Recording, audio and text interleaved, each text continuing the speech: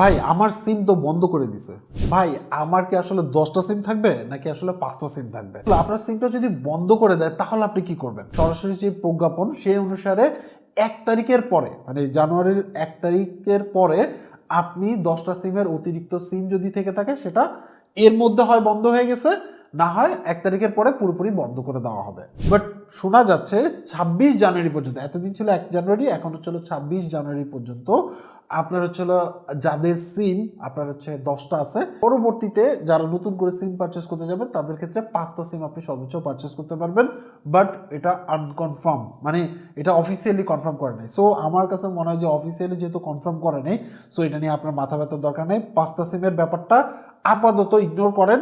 যদি কোনো কিছু হয় তাহলে সেক্ষেত্রে আপনি অবশ্যই সময় পাবেন, আপনাকে জানানো হবে, তারা অ্যাড দিয়ে জানাবে, বিজ্ঞাপন দিয়ে জানাবে বা মেসেজ দিয়ে জানাবে। সো আপাতত 10টা সিমই ধরে রাখেন যে আপনি আসলে 10টা সিম ইউজ করতে পারছেন। অ্যাকচুয়ালি 5টা সিমের ব্যাপারটা হয়তো বা ক্যান্সেলও হইতে পারে। তো এইবার আসে হচ্ছিল আপনার সিমটা যদি বন্ধ করে দেয় তাহলে আপনি কি করবেন?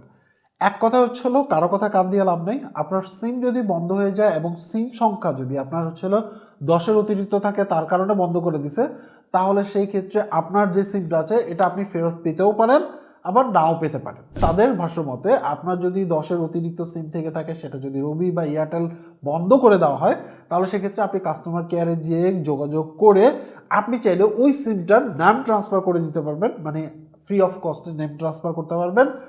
আর নয়তোবা আপনি চাইলে ওই সিমটা রিপ্লেসমেন্ট করে নিতে পারবেন, মানে ওই সিমটা উঠাইতে পারবেন।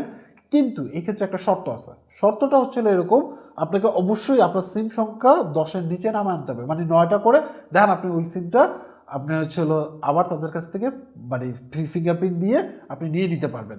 এই সুবিধাটা দিচ্ছে এবং এই ক্ষেত্রে অবশ্যই চার্জ দিতে হবে। এটা একটা গেল। জিপির ক্ষেত্রে, জিপির সাথে আমাদের কাস্টমার কেয়ার ম্যানেজারের সাথে যতটুকু কথা হয়েছে সেই অনুসারে আপনার ধরেন সিমটা বন্ধ করে দিচ্ছে, তাহলে সেই ক্ষেত্রে আপনি জিপি কাস্টমার কেয়ারে যাবেন, বলবেন যে আপনার সিমটা যেহেতু ডিঅ্যাক্টিভেট করে দিচ্ছে, এই সিমটা আপনার, তাহলে সেই ক্ষেত্রে তারা হচ্ছে আপনার কাছ থেকে একটা রিকোয়েস্ট রাখবে। যদি তাদের পক্ষে ওই সিমটা দেওয়া পসিবল হয় তাহলে সেই ক্ষেত্রে আপনাকে কল করে জানিয়ে দেওয়া হবে এবং এই ক্ষেত্রে অবশ্যই নতুন সিম পারচেজের যে আপনার হচ্ছে চার্জটা সেটা দিয়ে আপনি আসলে একটা সিম দিতে পারবেন, মানে ওই সিমটা আপনি ফেরত দিতে পারেন।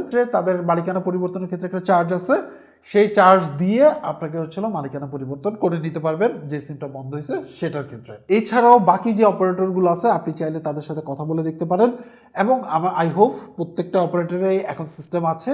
আপাতত আপনার সিমটা যদি বন্ধ হয়ে যায় তাহলে সেই ক্ষেত্রে তাদের মাধ্যমে আপনি এটা রিপ্লেসমেন্ট করে নিতে পারবেন।